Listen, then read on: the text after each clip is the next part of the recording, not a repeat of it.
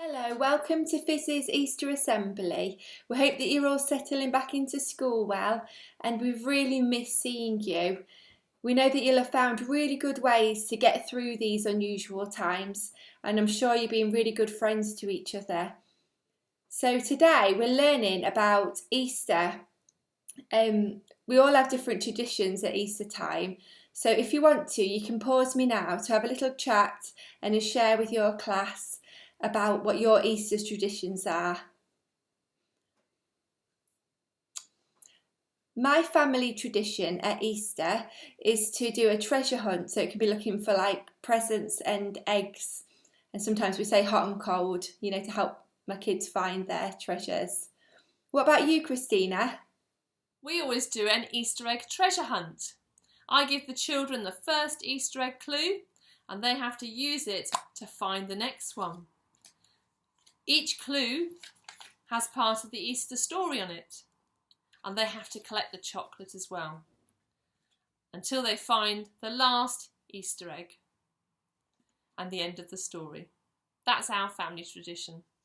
Hi guys, I can't wait until we can be back in school and doing assemblies with you in person. But in the meantime, I really hope that you're enjoying these videos.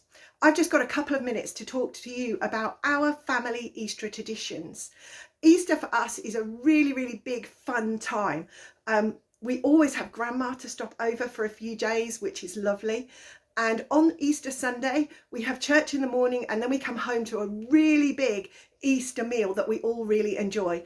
And one of the traditions in our house is that none of the kids get to go search for their Easter eggs until they've eaten their food. After that, they can search around the house and all around the garden for their eggs.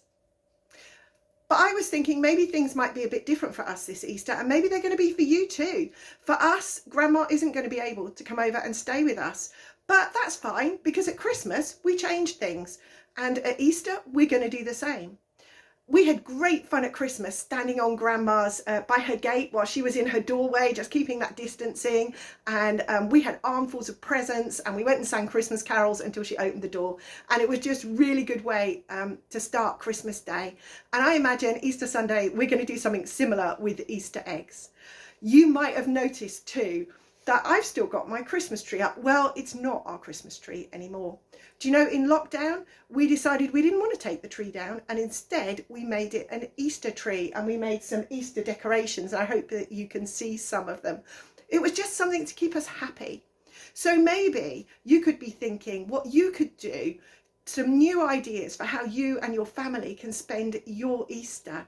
What a great thing that would be. Maybe you can have some decorations like ours. Maybe you'd like to make some. I'm going to hand over to James now, who's going to play a game with you. Right, okay guys, so for this part of our assembly, we are going to play a game. And for this game, I'm going to show you 10 different items that have all got something to do with Easter. I'm going to show you them one by one. You've got to try and remember them, and then I'm going to give you, say, 20 seconds to try and remember them all, and then I'll show you them all again to see how many you could remember. Okay, so here we go. The first one is a bunny, a rabbit. Okay? That's number one. Number two is a key. Number three is a cross. Number four is a heart. How are you doing so far? You remember them? Number five is a chocolate egg. Cream eggs are my favourite. Number six is a bridge.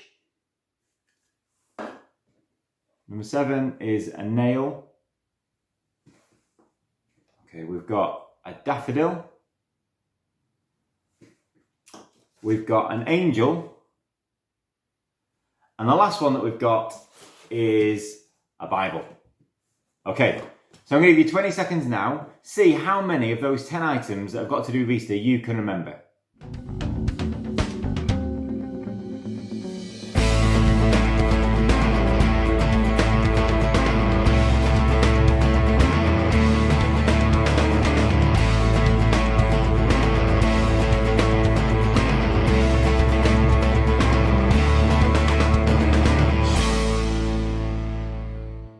Okay, so how do you think you got on? I'm going to show you all the items again now and just see how many out of those 10 you could remember. So what did we have? We had a Bible.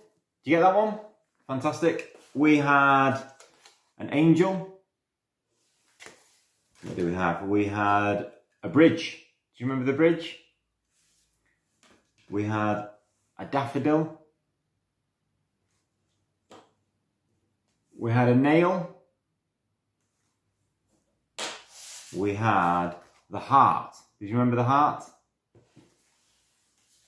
We had a key.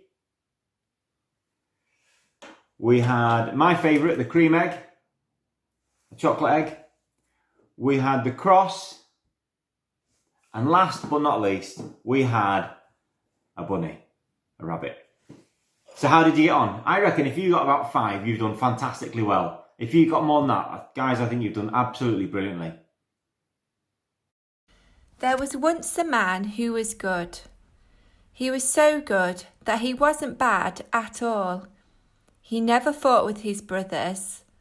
He never snatched someone's toy away. He never wished that someone would do badly so that he could look better. He never wanted to be centre of attention, and he never shied away from speaking out and up for others. He was perfect. Who could he be? Do you know? This story is about Jesus, who Christians believe is God's Son. Fully God, fully human, perfect, without sin. A word Christians use that means the bad things we do. Now, you may have heard some stories about his life.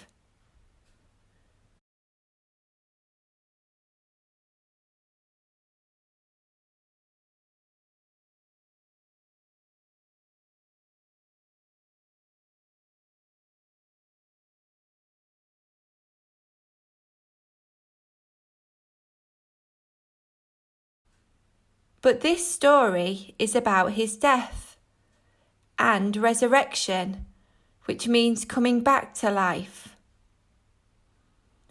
When Jesus was on earth, he made friends with people that other people looked down on.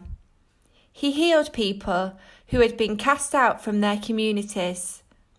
He forgave people who were greedy and showed them how to make things right. He gave people another chance, another opportunity to change and live a better life. The leaders didn't like this.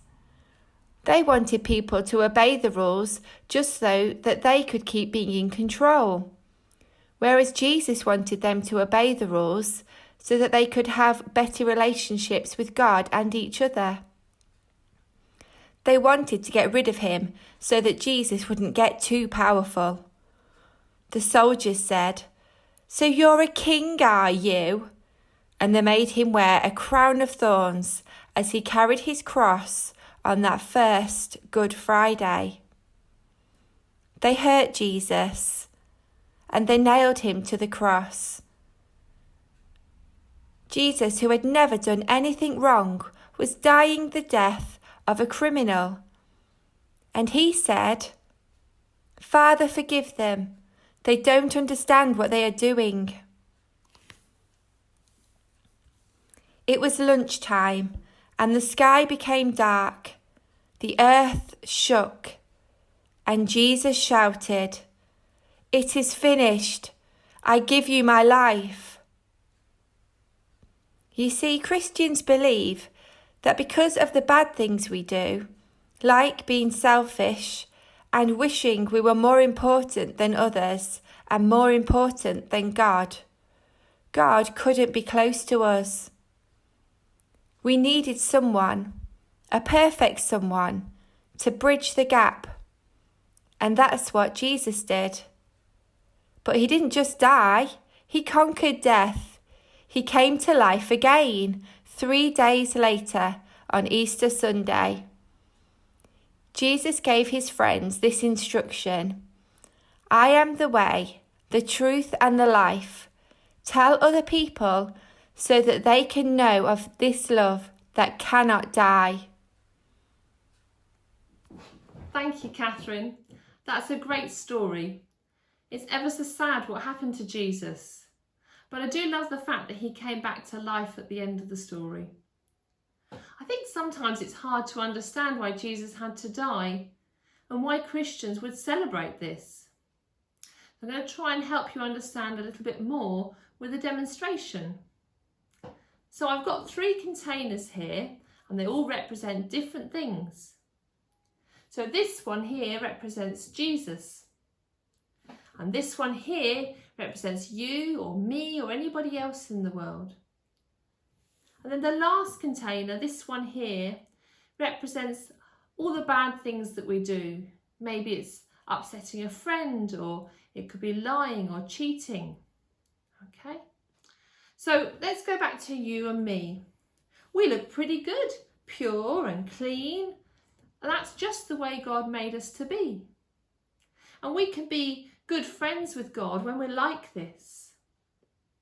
But unfortunately, we often choose to do the wrong thing, whether it be upsetting a friend or leaving a friend out of our games or shouting at our parents. And when we let those things come into our lives, it changes us.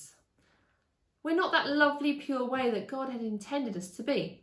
So if I put this sin into you or me, can you see what's happening? We've changed.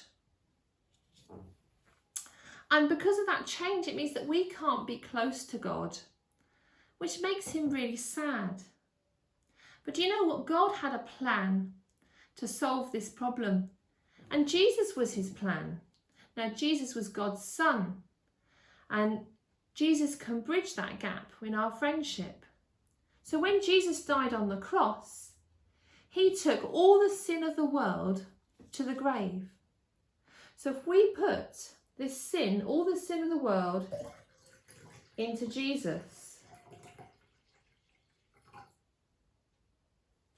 can you see what's happened? It's all gone. When he died, he took it to the grave and he left it there. All that sin and all the wrong things that we choose to do, he left it in the grave and it's dealt with and it's forgotten about. Look how clean Jesus is and pure. He still is pure and clean. So Jesus came back to life to give new life for us all. And that's what we celebrate on Easter Day. What Christians celebrate. We celebrate new life. Now, if we choose to be friends with Jesus, we can let him bridge that gap. So if we put some of Jesus into us, can you see what's happened? All the sin has gone. He's given us new life and we can be friends with God again. And sometimes people hear this story but they don't feel they can believe about Jesus rescuing us and being our friend. And we will have to make our own choices about what we believe. As a Christian, I believe it's true, and it gives me a lot of happiness and hope and peace to know that whatever mistakes I make, God will always accept me as his friend because of what Jesus did when he died on the cross. I hope that helps you to understand a little bit more about why Christians celebrate Jesus dying at Easter. Thank you. Guys, we've had a great time in this assembly exploring what Easter is all about. We hope you really enjoy the Easter holidays and everything that you find out about Easter. We're going to ask God to help us discover more.